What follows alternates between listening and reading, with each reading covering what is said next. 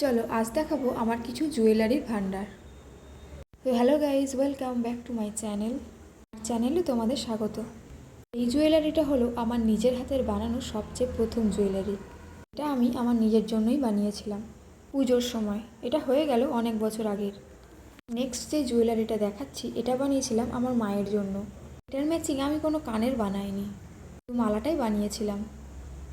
এর পরের জুয়েলারিটা আমি আগের বছর মানে 2024-এর বসন্ত উৎসবের জন্য বানিয়েছিলাম। এটার ফুল ভিডিও চ্যানেলে অলরেডি পোস্ট করা আছে, তোমরা চাইলে গিয়ে দেখে আসতে পারো। এই জুয়েলারি মেকিং ভিডিওটাই তোমরা আমাকে প্রচুর প্রচুর ভালোবাসা দিয়েছো। আমাদের এই ভালোবাসাই আমাদের মতো এই ছোটোখাটো ঘরোয়া শিল্পীদের মন আরও ভরে যায়। নেক্সট দেখাবো এই ব্যান্ডেলগুলো। এটাও আগের জুয়েলারির সেটেই বানিয়েছিলাম।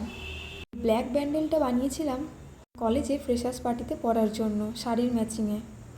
নেক্সট জুয়েলারিটাতে যেটা দেখছো রিসেন্টলি আমি সরস্বতী পুজোয় বানিয়েছিলাম। ভিডিওতেও তোমরা আমাকে প্রচুর প্রচুর ভালোবাসা দিয়েছো, সাথে ম্যাচিং কানেরও বানিয়েছিলাম। এটাই আমি সরস্বতী পুজোতে পরেছিলাম। নেক্সট দেখাবো একটা রিং। এটা আমি পুজোর সময় বানিয়েছিলাম। এই যে আমার সব থেকে ফেভারিট জুয়েলারির মধ্যে একটা। এই ভিডিওটাই আমি প্রচুর প্রচুর ভালোবাসা পেয়েছি। কিছু কিছু ক্ষেত্রে নিজের বানানো জিনিসগুলোর ওপর নিজেই প্রেমে পড়ে যায়, তার মধ্যে হলো এটা একটা। এখন ধরে যেসব জুয়েলারিগুলো তোমাদের দেখালাম সেগুলো ছিল আমার নিজের জন্য। হ্যাঁ, এছাড়াও আমি আরও অনেক জুয়েলারি বানিয়েছি, তবে সেগুলো অর্ডারের।